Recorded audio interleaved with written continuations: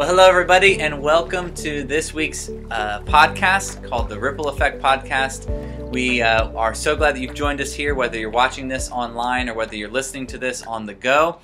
This podcast is a kind of behind-the-scenes look at what is going on at Timberlake Christian Church. It gives you some information of what's coming up and also helps us to highlight some different ministries or people in our congregation.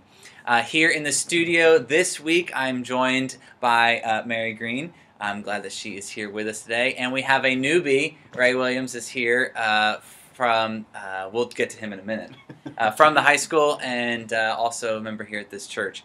But before we do that, we have to let you know that this week we do not have a sponsor.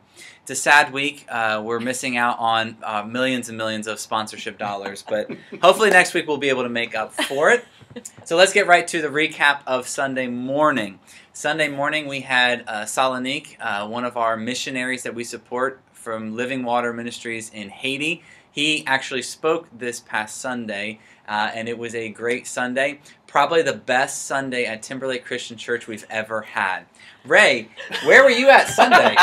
Well, I've unfortunately missed the greatest Sunday in Timberlake. I was in Kansas City spending Mother's Day with my mom. And, good. We took my mom and our son out to see life in Kansas City and got to see the aquarium and see all the cool fish and stuff like that. So that's awesome. That's a great place. That's a great way to spend a Sunday with your mom. That is a good way. I can't even be mad at it.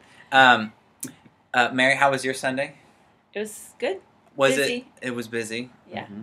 It was one of those Sundays where, I did announcements on stage and then ran back to my next thing and then, did it again and then taught and then did the welcome lunch and then had the elders meeting. So it was kind of one of those, you get home at the end of the Sunday and you're like, yeah. I still think we need tunnels. You know how, like, senators and congressmen have tunnels to get from one side of the building to others so that they can get to things quickly. That's why we need a tunnel here so I can get from backstage out to the front so you can get from your wing up to the stage. I'm just telling, I think we need tunnels. It does help us get our steps in. Yeah, it does help us.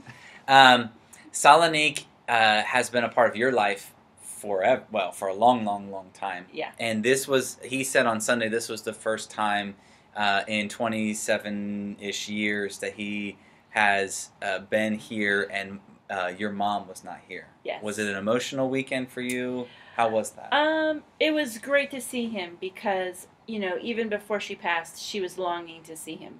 And with COVID and his visa and his paperwork expiring and then the embassies not being open and not being able to get that paperwork and then all the glitches that went along with that, he would want to come, she would want to see him, and then it would just fall apart. And so it was bittersweet to have him here and not have Mom making me do the list of errands that meant Salonique was coming, buy all the favorite all food, the more work.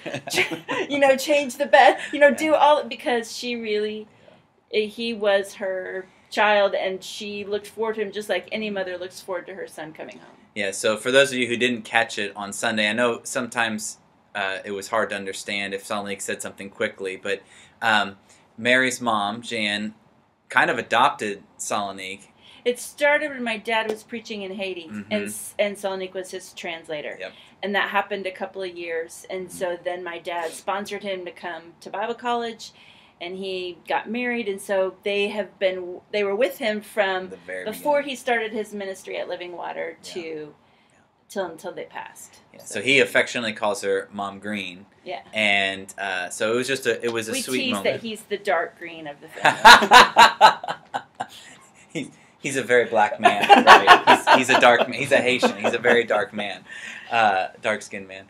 Well, it was wonderful. I would encourage you that if you missed his sermon, I would encourage you to watch it, but I would encourage you with this caveat. We had technical glitches on Sunday, so you can hear him as he preaches. Skip the music, though. The music is not worth listening to. It's hard. It sounds kind of rough. But anyway, we love Salonique. We love Living Water Ministries in Haiti, and we hope that you listened to a sermon. It was very encouraging to hear someone in Haiti talk about Jesus had enemies, and so do you, but you don't have to worry about those enemies. It was just, he told one story. I'm going to tell you, Ray, because you weren't there. And for anybody else who wasn't there, he told us one story about how people call him to threaten to kill him, right? So they tried to kill him outside of his home, and they say, we're going to come inside your home now and kill you. And from the stage, this is what he said, and I started to laugh. And then he was laughing to them on the phone, he's laughing on the stage. And my wife, it really impacted her. She's like, these people really do want to kill him, and he's laughing at them. Because he's like, if you're going to kill me, that's fine, I'll be with Jesus. If not, I'm going to keep doing the work that God has for me. And that kind of confidence, knowing I don't have to fear. I'm going to have enemies because Jesus had enemies and I follow him, but I don't have to fear them. So it was very, very good. Okay, we need to move to TLCC Top 3. The first thing that you need to know about is the men's breakfast that's happening this Saturday here at the church building. We're going to meet together at 7:30. This is something we've been wanting to start for a while. We've got a couple different men's groups that are kind of meeting and doing some things. We wanted something church-wide for men to start coming together. So we're going to do it at different locations, off-site probably, but the first one we're going to do it here at the church building at 7:30. There's going to be some breakfast, some coffee. We'll have some devotion and sharing time, praying together, and also we're going to get together and do a little assembling of some gifts for Mother's Day, which happens this Sunday. So that's the men's breakfast, which happens here at the church, 7:30, Saturday morning. The next thing we want to highlight is Mother's Day. It's coming up this Sunday, but there's also something else going on this weekend, and that's graduations, right? Yeah. Does the high school have graduations this weekend? Yeah. Yep. We've got graduation this weekend, 6:30. 6:30 on Sunday. Sunday. Yep. Oof. Yep. 6:30 in the morning on Sunday. That's crazy. 6:30 So high school has graduation on Sunday. The Christian College, Central Christian College, has their graduation on Friday. And I don't have any graduations. It's been a weird year for me. There's usually like graduation party after graduation party. We don't have very many this year, and it's nice. I don't know if you guys like. There are years where you're trying to squeeze insane. 2 or 3 in each day, and it is. And you have to budget. Like, okay, how much am I going to give them? Because I've got 19 to go to. Oh my goodness. It is. So we got Mother's Day coming up this Sunday. So make sure you plan for that, and then the graduations that are happening. The last thing we want to let you know about is just a reminder of VBS announcement. Mary, would you take this one? Where do they go to sign up?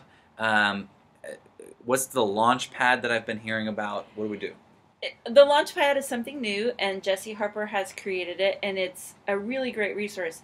If you go to the church's website, www.tlcc.church, and you go over to the events, and you click on events, and it comes down, and VBS will pop up. If you click on that logo that says Stellar, it will take you, and then the next page will have Launchpad in a big blue box. And if you click on that, you can see how to sign up to volunteer, what roles we're still looking for, dates, you can register a child, you can order a t-shirt, you can do all these amazing things. Everything's right there. Everything is right there on the VBS Launchpad. So but you get to it through the website. Yeah. So the website, events, Stellar, and then the Launchpad, and we'll take you. There's a countdown. She's got it all it's a cool very well countdown. Organized. Yeah. So that means if you're a parent and you get to VBS and you're like, I haven't registered, do I get a t-shirt here? It's the day of VBS. You've totally missed it. You're without excuse because they've done the work for you to get it ahead of time, and it's beautiful and it's well done. So if you have a child or grandkids or neighbor friends that you want to get signed up for VBS, that's where you go. tlcc.church, go to the events page, and you'll see the links there to get on this launch pad, and it'll help you plan ahead. Yeah. VBS is for children aged 4 through those entering 5th grade. And it's from 9 to noon. And we send them home with lunch. So, and we have volunteers of all kinds. We have volunteers that work with kids, that work with numbers, like registration and putting them in crews, that lead games, that fix lunch for the adults. Yeah, if you don't like kids, there's stuff you could still do. You can run sound. Yeah, there's stuff you can still do if you don't like kids. Okay, so there are your announcements for the TLCC Top 3. Men's breakfast is Saturday. don't forget Mother's Day and graduation, and then go to tlcc.church and click on the events page, and you'll see all the information about VBS. Okay, let's get back to Ray. Ray, you've been living in Moberly for how long now? We'll be living in Moberly, I think this is year 3. Year 3. So. And Ray, you came to Moberly to work at the high school, correct? Correct, yep. And what do you do there? I'm the assistant principal. The assistant principal. He's Mr. Head Honcho, guys. And if someone gets in trouble, they see this dude. Yep. Why did you get into teaching? Like, why go down that path? It's not an easy path. No, it's not, and definitely in today's age, there's just, even in the decade I've been in education, it's changed tremendously. Mm-hmm. But I got into it because I had a lot of teachers that made a huge impact in my life. They took the time to get to know me, encourage me, invest in me. And I think that was the biggest thing, I just kind of reflect back to one of the biggest people that had a huge impact on my life, and that's my wrestling coach. Mm-hmm. He really pushed me mentally, physically, academically to be the very best I could be, and I just want to continue passing that down to the future generation that we're working with every day. That's great. So we wanted to bring you on this week specifically to highlight our teachers. Is it Teacher Appreciation Week? I think it's Teacher Appreciation Week. Is it Teacher Appreciation? Yes. Okay, look at how great we planned this. So in Teacher Appreciation, we know that teachers go through so much, and we're grateful for all the teachers. Mary, how many teachers just in your section of the church do you have to have each week to make a Sunday morning go off? I think it was 36. I think it's 36, yeah. Which means you have to have 36 teachers just to make a Sunday morning go off where you don't have kids running around like crazy, which is a lot. It's a lot. It's a lot of people. So we're not going to talk about the frustrations of recruiting and the frustrations of volunteers and all of that. Let's just talk about the positive impact that teachers can make. You alluded to it a little bit in school. What about in churches? You've been in church your whole life. Did you have some teachers outside of your parents that impacted you? And what do you see the importance of other people, other than parents, encouraging kids in their walk with Jesus? I think it's really important because I think sometimes kids give more credence to something that a different adult says, someone other than their parents. They can say the exact same thing that a parent would say, and for some reason kids can hear it better. And so I have always felt like it was important for kids to have 5 adults who were speaking truth into their lives, whether it was in public school, in church, but 5 adults that were known and trusted, other than their parents, who gave good advice, who listened, who encouraged, who, made them feel like they were important and they mattered. Yeah. And I think that can make a huge difference. I think you see your parents using spiritual disciplines, reading the Bible, praying, and that's one thing. But then if you're at camp or you're somewhere else and some other adult that you trust is talking about God and their relationship with God, and all of a sudden it's like, okay, it's not just something that my parents are wanting me to do because it's important to them. This is important to other people too. Yeah. And sometimes adults who are not in your family can also speak into your giftedness, and they can say, you know what, you would be a really great teacher, or you would be a great coach, or you would be a great preacher, or you can use those gifts that God's given you in amazing ways. Pursue them. Yeah. We need godly politicians and journalists and all the jobs. Assistant principals. Yeah, absolutely. Because everyone affects the kids that they're around. Yeah. So, Ray, I got a question for you. We're just going to get right into the nitty-gritty now. Okay. Because you're a follower of Jesus. Yep. You have a lovely family. Kayla, your wife, and Holland. Mm-hmm. He's... Okay, don't tell me now. He's got to be 6, almost 7 months old now? 6 months. 6 months, yep. Okay. The only reason I know that is because you guys had your son right after we had ours. And actually, we were coming back from the hospital, and they were like, I think We they were were on the way. heading. Yeah, I think I they, seen you guys on they the were like highway when we were heading heading to that the way. hospital. So I was, okay, I got this. But you're a follower of Jesus, but you also work in the public school, and there is a line of thinking that says, get your kids away from public school, and we need to, as Christians, just kind of like remove ourselves and try to like protect ourselves. Yeah. But then there's another line of thinking that says, no, we need to go into that arena to Right. implement change and help kids. So how do you, what is your thought process as a follower of Jesus going into a school system where it, like you said, it's not the same that it was even 10 years ago. Is there still value in trying to go into that environment to help these kids? I think there absolutely is. You know, there are guidelines where you got to separate church and state. Yeah, you can't just bring your Bible and go right. smack kids. Right. Although you might want to. Yes, some days, yeah. But you know, we're told we can't talk about it, but that doesn't mean our actions can't show it. You know, and I try to work really hard every day to make sure my actions are what God and Jesus would want. Modeling for kids what compassion and grace, but also having a understanding of what right and wrong is. You know, and unfortunately in today's age, you know, we don't have a lot of that anymore, and it's troubling and it's scary. But I really think we need more godly people in public schools so we can continue to model that for the future. So you alluded to it a little bit with your wrestling coach. Was it your wrestling coach? How important do you think it is for students to see good role models in their life, especially some that might not have them at home or around? Like, how impactful is role models for them? It's vital. It's vital.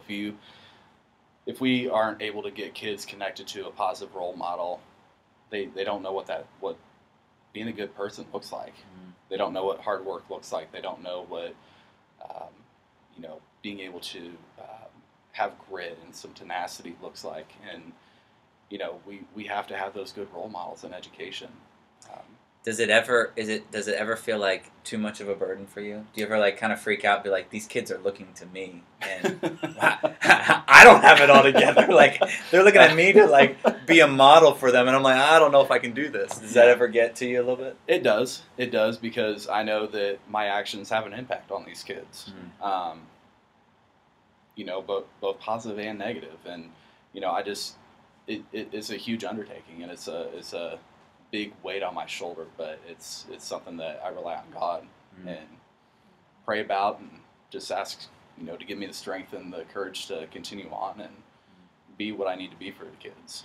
So you might not know the exact number, but right now, give me a rough estimate. How many students are at the high school that you're working with? I mean, you're not working with every single one, but how many students are at the high school? We sit around 550 right now. That's a lot of kids. That's a lot, and that's just high school. Yeah, that's just high school kids. That's not even, and we have several teachers in the church that work in the school districts, and some are in, you know, the elementary students, and some are in middle school and around. And we know there are other godly men and women who are ministering in the schools. What's the biggest way the church, if someone doesn't, let's say, work in the school, but they know individuals that are teachers, what's the biggest way that you have been encouraged by the church, or that other Christians have encouraged you, that maybe somebody listening could say, I can't go into the school every day, but maybe I can do this to help encourage teachers? I think just have a positive conversation with them. I think there's a lot of negative outlook on education right now, and yeah, everybody's got their opinion. Yeah. Yeah. Most of them based on zero facts. Right. You know, and a lot of our teachers feel that. And so I think they just need to see a lot of that positivity and let it be known that what they're doing is making a difference. Do you think, I'm going rogue here and off script. Do you think that in let's just keep it specific to Moberly. Do you think that there is more so a negative outlook on teachers in Moberly today from the general public than there has been in the past? I don't think so. I think it's just a nationwide thing. Mm-hmm. I think it's just with everything that's happening politically in the world, and there's just a very strong negative outlook on education. Sure. Yeah. That makes sense. Well, we do appreciate you, and we know that it's not easy being in an environment where you can't just do whatever you want, but you're also trying to be there for students who may not have anywhere else to go, and it does make a difference, and we want to continue to encourage you guys. We're also very grateful for the volunteers and teachers here at Timberlake Christian Church, because even though we said 36 on a Sunday, there's even more than that for stuff like VBS and Wednesday night programming and all sorts of different things. So what we did, we're going to do something here live, well, for those of you who are watching. We compiled a list of names. Oh, don't lose that one. That might be me. I didn't put your name in there. Oh, no. Even though you teach, I didn't put That's anybody. fine. No, that's fine. That's fine. We compiled a list of names of all the teachers we could think of, and we have 3 drawings. In the last couple of months. Right. Oh, this is just last couple of months, not ever. Yeah. We've got 3 drawings: a 3rd place, a 2nd place, and a 1st place, and we have prizes for our teachers, volunteer teachers that we want to hand out. So, let's see. Let's go. Ray, you're gonna have to pick these. So, because we are biased people here. Absolutely. All right. So this is for 3rd place. It's a $25 gift card to Central Christian College Bookstore. There you go. Okay. So Get gifts, books. Okay. Don't mess up. I'll try not to. All right, here we go. We got Jalen Smith. Jalen Smith. Very good. Okay. Congratulations. Thank you very much. Corey will be very happy. Okay. It doesn't say Corey Smith. It says Jalen Smith. Absolutely. I'm saying he'll be happy for for her. Okay. I thought you meant he was going to get to use it. No, I don't think so. Okay, just to make sure he's not cheating here, let's mix these up. For those of you who can't see what's going on, I've just got a basket with names in it, and we're drawing names of teachers and volunteers for a prize. What's the next one? This one is $50 to Texas Roadhouse. Okay, you and I should put our names in there. We need. Okay, Yeah, here we go. I need to say Teacher number 2, volunteer teacher number 2 is Crystal Applegarth. Crystal Applegarth. Very deserving. Woo! Very deserving. That's good. Crystal does a great job, and she has always been so supportive and encouraging. Very deserved. Okay, Crystal Applegarth. Oh, we're going to get these to people. Yeah. Last one, grand $100 prize. Visa card. $100. That means you could spend it wherever Visa is accepted, which is most places. Most places. Okay, this is the big one. This, Yeah, you cannot mess I this feel up. a lot of pressure here. Follow the Holy I need Spirit. to- Okay, I think I got it. We got Malia Douglas. Malia Douglas! There you go. And I know All right. Matt will be very happy too. But Malia, don't even tell him. Don't even tell him what happened here, okay? So there you go. Mary will get those prizes to you, and we are so grateful for all of our teachers. I'm going to leave you with the blessing of the week. It comes from the book of Proverbs, Proverbs chapter 11. And I was thinking about teachers, and oftentimes the role of teaching is a lot of pouring out, and sometimes it doesn't always feel like you're recovering what you're giving, and that's just the nature of teaching, because, and maybe you could speak to this a little bit, teachers do way more than just teach curriculum. Yes, absolutely. Right. Right. Okay. Were you teaching before you went into the administrative side? Yes. What were you teaching? I was a social studies teacher. Okay. So if you could just teach the material, how much easier would your job have been? Like, not do anything else? Like, it probably would have been actually harder. oh. I mean, you have to have those relationships with kids, and if you don't have those relationships, you can't teach them. So it's almost as if they don't really care about the content that you're sharing until they know that you care about them. Yep. Wow. Absolutely. It's the same in church world as it is in the school world. So, but we know that it gives a lot. Like, you have to give a lot to care about these kids. You hear their situations, you hear their stories, some good, some not so good. So here's the verse. It's from Proverbs chapter 11, verse 24. It says, "One gives freely, yet grows all the richer. Another withholds what he should give and only suffers want. Whoever brings blessing will be enriched, and the one who waters will himself be watered." And the idea behind this passage is that when you give, it's going to benefit you as well. When you bless those around you, it's going to enrich your life. When you help water someone else's life, when you help give them what they need for nourishment, in the end, it's going to fulfill you as well. And I think that really Jesus highlights that when he says it's more blessed to give than to receive, because when you just receive, sure, that's great, and sure, you can be grateful for it, but when you give, you're also receiving as well. You're receiving a blessing from God. And so particularly for our teachers, as you water those individuals around you, those students around you, know that you are receiving blessing as well. When you give, God is going to be blessing you as well, because when you positively impact someone's life, it's one of the greatest blessings that you can receive, to see someone's life changed because of what God is doing through you. So there's your blessing of the week. Ray, we're so grateful for you. We're grateful for your family. Thank you for the work that you do at the school. Do you have any final words you want to say to our mass audience here?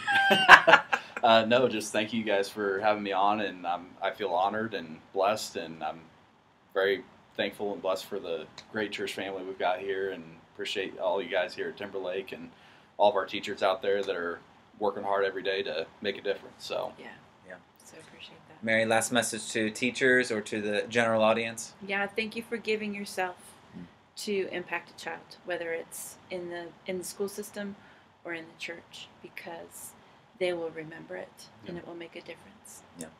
And remember, even if you're not a teacher in a classroom, any interaction you have with students or children, you can make the difference between inspiring a kid, inspiring someone to remember, hey, they matter and God loves them and they have a future.